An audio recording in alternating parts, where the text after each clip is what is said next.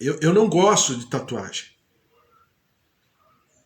Então, para mim, não é correto, para mim, na minha lógica, não é correta a tatuagem. Mas eu não posso, como, entre aspas, se eu fosse um líder hoje, né, de algum conglomerado, de alguma igreja, eu fizesse, né, esse adendo. Olha, aqui não permitiremos tatuagem. Isso é incorreto, porque na doutrina bíblica não diz nada a respeito.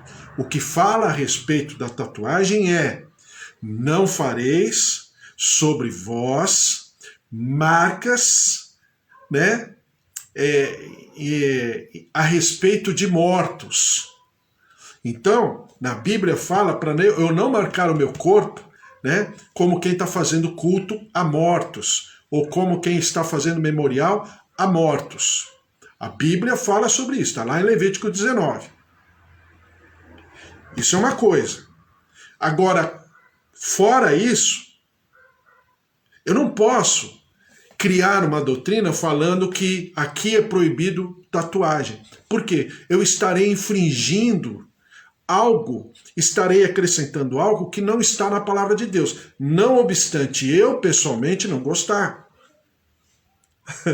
Então, eu estou falando desse embate, falando de maneira pessoal, porque eu ensinava minhas filhas, e as minhas filhas, principalmente a minha filha mais velha, a Giovana, imediatamente depois que ela fez 18 anos, ela fez uma tatuagem. E aí, né, eu falei para ela: filha, olha, eu pessoalmente não gosto, mas eu não posso chegar para você e falar tá proibido, ou usar a Bíblia, ou usar a minha autoridade sobre a tua vida e falar que é pecado. Não é. Até porque a gente acabou de ler esses dias no livro do Apocalipse, diz que o Senhor escreverá na sua coxa, né? E na sua coxa estará escrito Rei dos Reis e Senhor dos Senhores. Ou seja, não sei que marca é essa, mas me parece algo parecido com aquilo que eu entendo hoje na minha cultura como tatuagem. Então eu não posso chegar e falar que é pecado, porque alguém poderia dizer lá no livro do Apocalipse: ué, mas Jesus virá, né, terá no seu manto e na sua coxa direita escrito Rei dos Reis e Senhor dos Senhores. E aí, como é que eu fico nessa? Então eu apequeno, vamos chamar assim, com a minha atitude, a palavra de Deus. Eu não posso, eu não tenho esse direito. Aliás, eu entendo até como pecado, se eu estiver acrescentando alguma coisa que não existe na palavra. Quando a gente fala de escatologia, que fique bem claro o que é doutrina e o que é linha de raciocínio. Nem sempre a linha de raciocínio lá na frente corroborar, será comungado com a doutrina.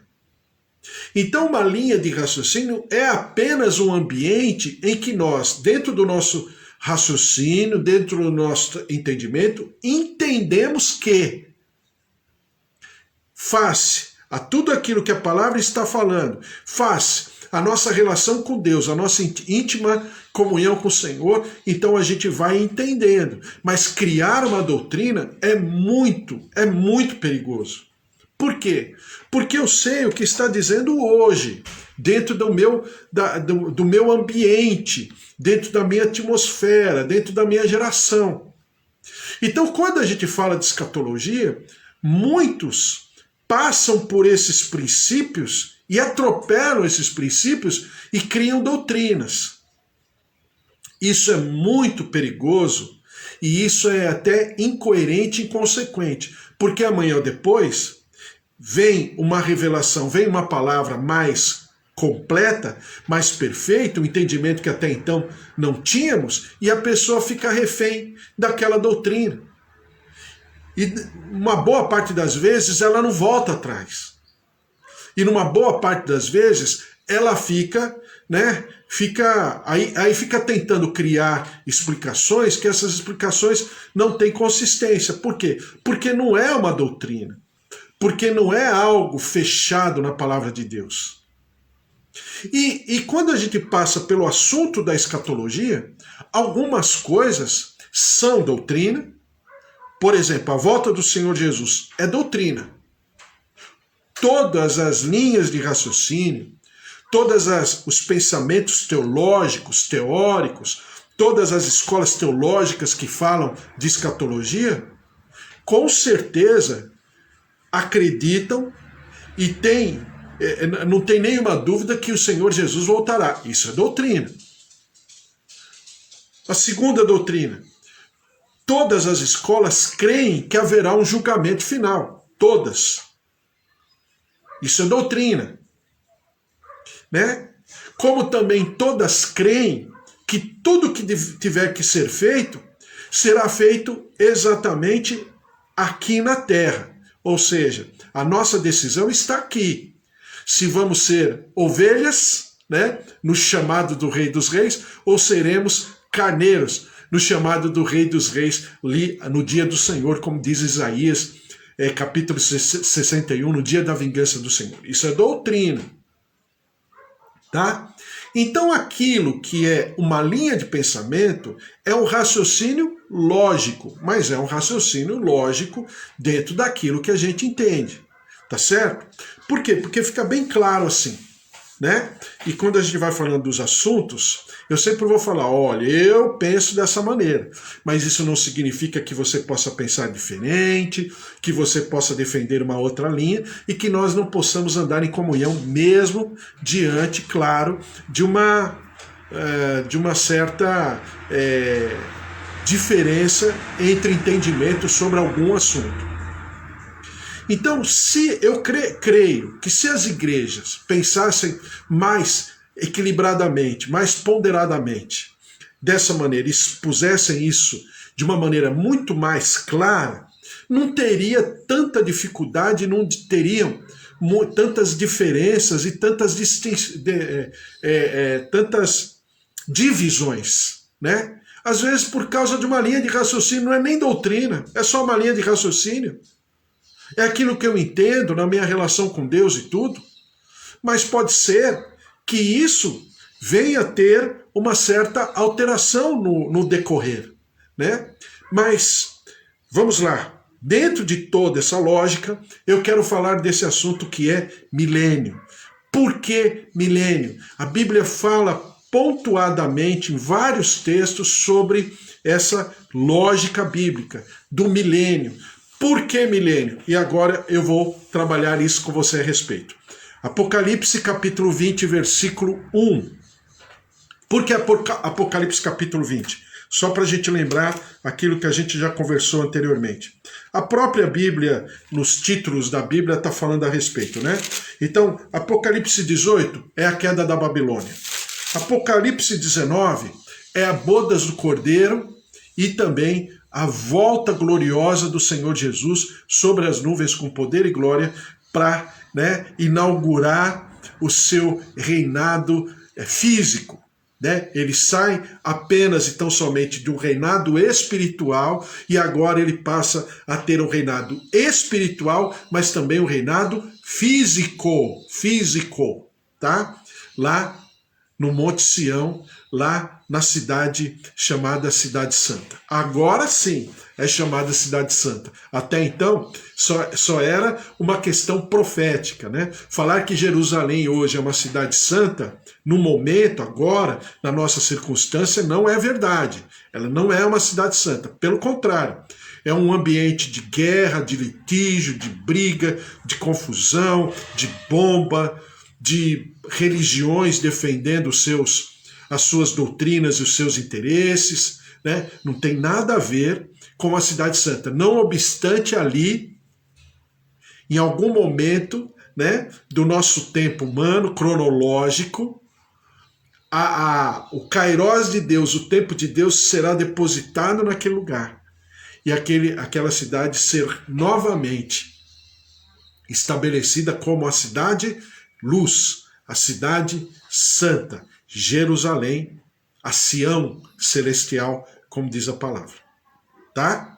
Então vamos lá, vamos andando nessa linha. Então, Apocalipse 19. Quando chega no Apocalipse 20, já falei que entre Apocalipse 5 e Apocalipse 19, 18, 19, a gente fala sobre a grande tribulação. A grande tribulação é diferente da tribulação. Creio eu que nós estejamos vivendo o momento da tribulação. Agora sou eu, tá vendo? Não é doutrina. Sou eu que creio. Por que vivemos uma tribulação? Porque as coisas estão muito desequilibradas, seja na natureza, na criação, seja no convívio das pessoas, não apenas de países ou de reinos, mas no convívio pessoal mesmo, familiar, né? Irmão contra irmão, rumores de guerra a todo momento, são guerras. Também existe, mas muito menos entre países, mas rumores de litígio, de guerra, de conflito internos, no mundo inteiro. No Brasil e no mundo inteiro. Isso é fruto dos rumores.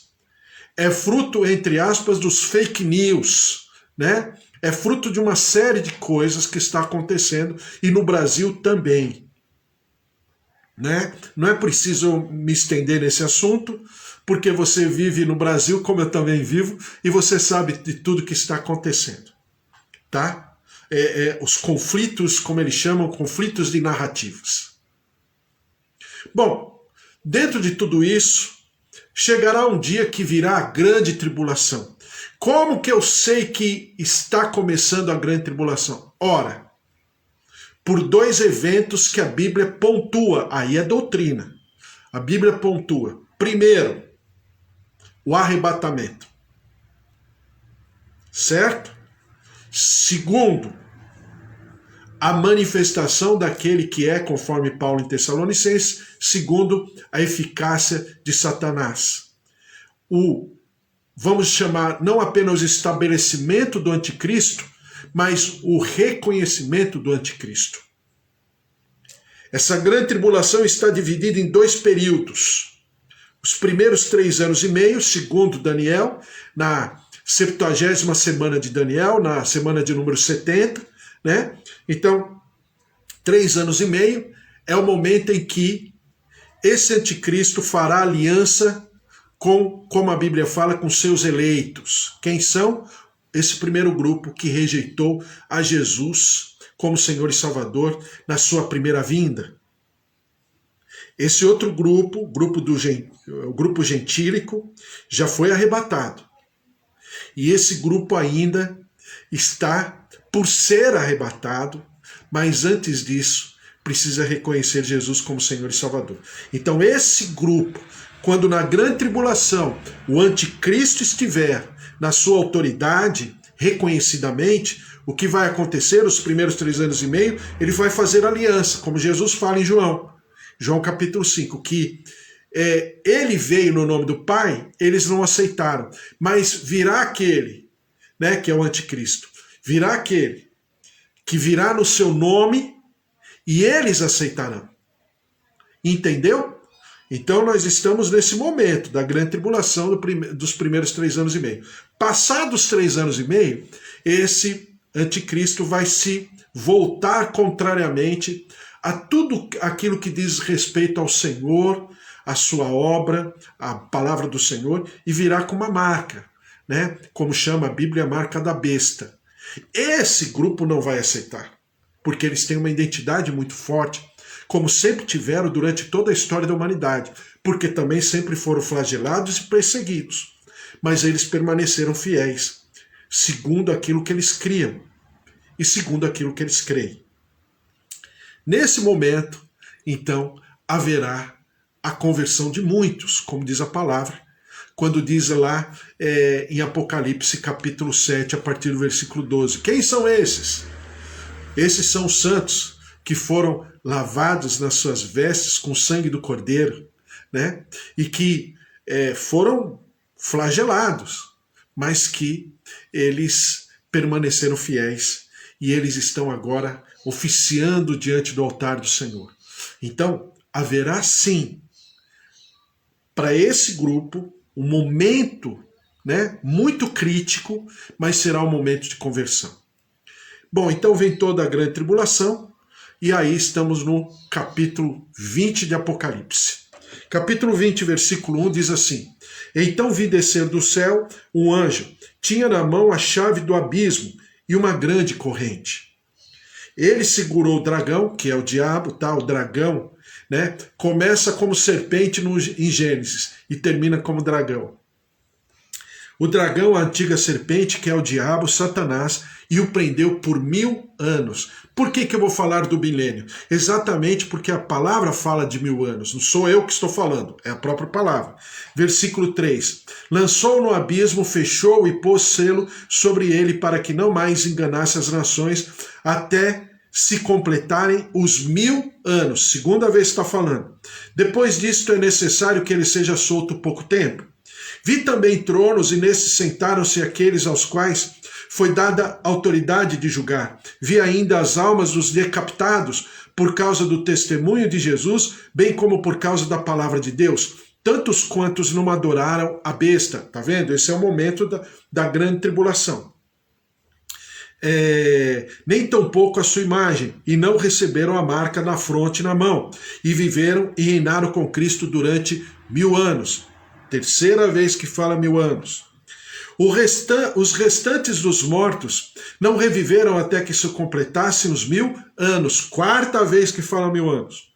Esta é a primeira ressurreição. Bem-aventurado e santo é aquele que tem parte na primeira ressurreição. Por que a primeira ressurreição?